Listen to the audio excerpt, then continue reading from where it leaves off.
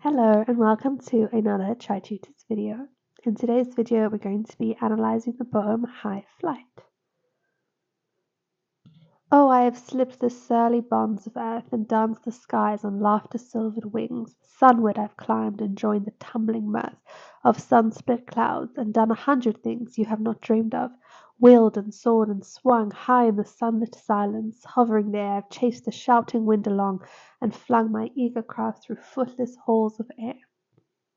So this poem is about the transcendent joy and experience of flying, how it goes beyond the range of sort of physical or human ordinary experiences.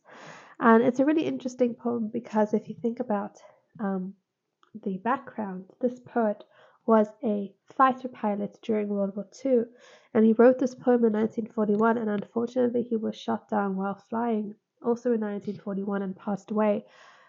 But if you think about, his experience of flying and sort of any human experience of flying has got to do with a machine, a man-made thing. But yet this machine, this man-made idea gives people this sort of incredible natural experience of being able to like fly with the birds, of being able to appreciate nature. So it's quite an interesting contradiction that something that's man-made in its essence actually creates something really beautiful in nature, or allows us to appreciate nature on such a scale. So we start off with an exclamation, and this really shows us how excited he is about flying and how ecstatic he is to be telling this poem and to be telling us about it. I have slipped, he has escaped the surly bonds of earth. Surly means like unfriendly bonds of earth. And if you think about bonds, it's a sort of restriction. So he feels like he's escaped everyday life's hardships. And if you think about the context in which he's writing, he's escaped war. And danced the skies on laughter-silvered wings. Please notice the diction in this poem, how beautiful it is, like silvered and danced and climbed, mirth. All these words with such positive connotations are really beautiful in creating this image of absolute transcendence and, his passion for flying. And danced, if you think about danced, has the connotations of joyous celebration, and laughter silvered wings. So these are wings that are sort of coated with silver. And if you think about what silver represents as something valuable, something magical. Sunward I've climbed. So I've actually gone ahead and circled all the times he mentions sun in this poem, which is quite a few in the next couple lines. I counted 3 at the moment. So sunward, sun split, and sunlit. And so you can just see the imagery of the sun there, and the repetition of the sun shows us how in awe he is of the sun. Sunward I've climbed and joined the tumbling mirth. Mirth is like joy or excitement. Notice in this poem, or in this line particularly, there's enjambment, the run on lines. So there's no full stop at the end of the line. It continues on to the next line. And what this enjambment does is it forces us to read quite quickly and go to the next line. It's almost like flying. It's something sort of unpredictable, or it's so exciting we have to continue on. It also emphasizes this like mood of freedom and continuity and movement, this theme of movement. Of sun-split clouds, notice the sibilance there, the repetition of the S sound, the alliteration. We call the repetition, or we call the alliteration of the S sound sibilance. It's a sibilant sound. And done 100 things. So there's an example of hyperbole. He feels so powerful when he's flying. He feels unstoppable. He feels like he's done 100 things you have not dreamed of. And so what does he mean here? You have not dreamed of? It's saying there's a distinction between you and me. Like, you have never experienced this. I've done 100 things you could never even think of because I have this ability to fly. And so he's really basking in that. He's really enjoying that. Wheeled and soared and swung, and now he's gonna tell us all the different things that he's done. And notice that he's used always verbs to explain this, and so these verbs show his action, show his excitement, and show his exuberance. It's not just the product of what he's done. He actually enjoys the process of flying himself. High in the sunlit silence. So we have our sibilance again, and we have the sunlit silence, and that sibilance just sort of emphasizes that holy sort of sphere of, being out of the surly bonds of earth, being above everyone. And like we said, the repetition of the sun image really shows, like, and it emphasizes spirituality and holiness and warmth, because, and even life itself, it's almost like he's gone, because the sun sort of gives us warmth, it gives us life, it gives us so many things, and also is a symbol of holiness. It's like he is flying right next to that symbol, so he's really quite proud of that, hovering there. So he's not just going up and down and you know just flying for the sake of flying. Almost, he's hovering there, he is enjoying it, he is loving being at the top of the earth almost, and he is basking in all of this that he is able to do. I've chased the shouting wind along. So chased is a very sort of childlike word, like he's having a race, he's chasing the shouting wind. So we have personification over there, because the wind obviously can't literally shout. It's been given the human quality of shouting.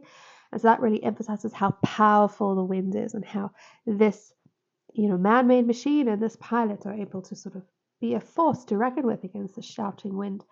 And flung my eager craft through the footless halls of air.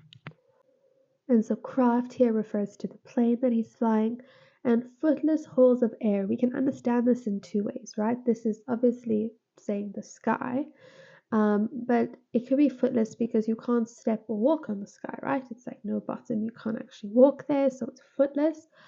But also it can show that it's measureless, like you can't actually measure it. You can't say how many meters, etc. There's just so many possibilities. There's so much going on. And the ellipsis at the end of this line really just emphasizes how he could go on forever, and how he just loves the sky. He loves flying, and the sky is limitless, and the opportunities are endless. Notice in the stanza all the sound devices we spoke about, and just think of how that is effective. It's quite effective because it emphasizes the joy and the freedom of the skies, and it creates this distinction between the world and the heavens. Up, up the long, delirious, burning blue, I've topped the wind-swept heights with easy grace, where never lark, nor ever eagle flew. And while with silent lifting mind I've trod the high, untrespassed sanctity of space, put out my hand and touched the face of God. So this stanza is quite a euphoric stanza. It sort of intensifies his experience of flying. He says up, up, so he goes even further into the skies. The word long really once again emphasizes the extent of the skies. Delirious. Delirious means like it's mad or it's maddening. Burning blue. So this is interesting because we have the alliteration of the B sound. But also, if you think about, if something's burning, it's exciting or it's captivating. But also, blue is quite a cool color, so it's quite an unexpected image to have burning blue. So this just shows us how exciting and how captivated he is by the sky, that it seems like this burning blue to him. I've topped the windswept heights with easy grace. So I've topped, he's achieved, yes? So you can see it as like he's been on the top of the world, or you can see it as like he feels euphoric. He feels like he's reached the sort of top of this mountain. The windswept heights with easy grace. So perhaps this shows he has a knack for piloting. Maybe he's really good at it, that it came to him really easily, or it could mean like the power of the plane, the power of the machine, that it is able to tackle the skies with such easy grace. Where never lark or ever eagle flew. So he flew so high that even a lark, which is a small bird, or even an eagle, which is a really big and powerful bird, they've never even flown there.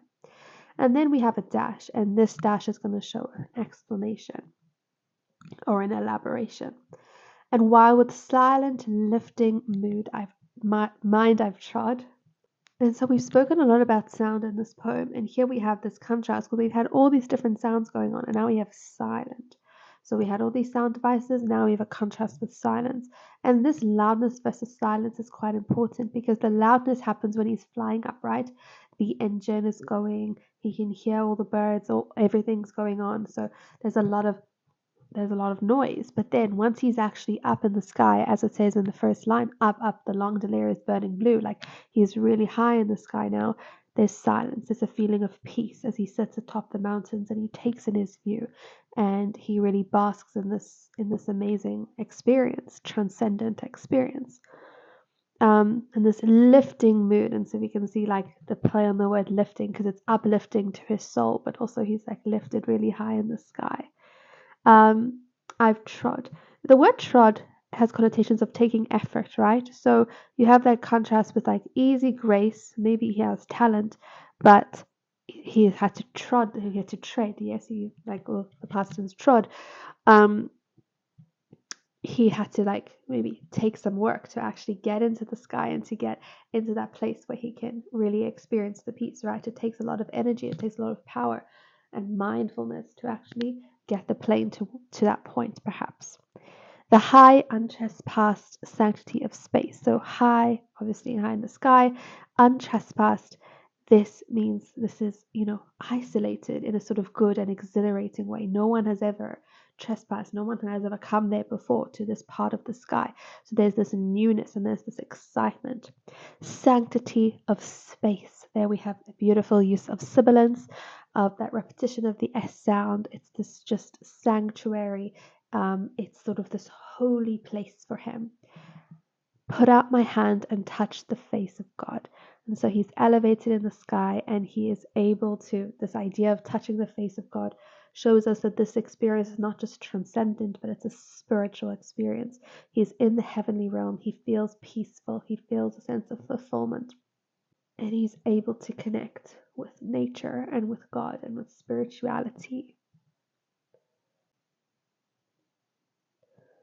So this poem is actually a sonnet, and it has an octave and a sestet, and therefore it is the form of a Petrarchan or Italian sonnet.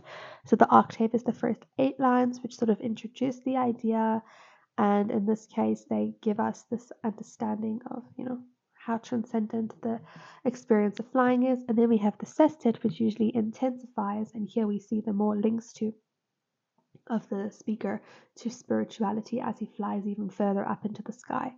And the rhyme scheme we can see is A, B, A, B, C, D, C, D, E, F, E, G, F, G. The theme or message of the poem is the spiritual experience of flying itself, and different realms of the universe, spirituality, nature, etc. And the tone and mood, I think, is quite interesting because we can describe sort of the whole poem as, it's quite a wondrous mood. The tone is quite an excited, exuberant, energetic, animated, impassioned tone. But it definitely becomes, it's much more exuberant in the first stanza. And then the second stanza, is a bit more serious. It's quite euphoric and blissful, but it also becomes quite connected to spirituality. Thank you so much for watching. I hope that you found this video helpful.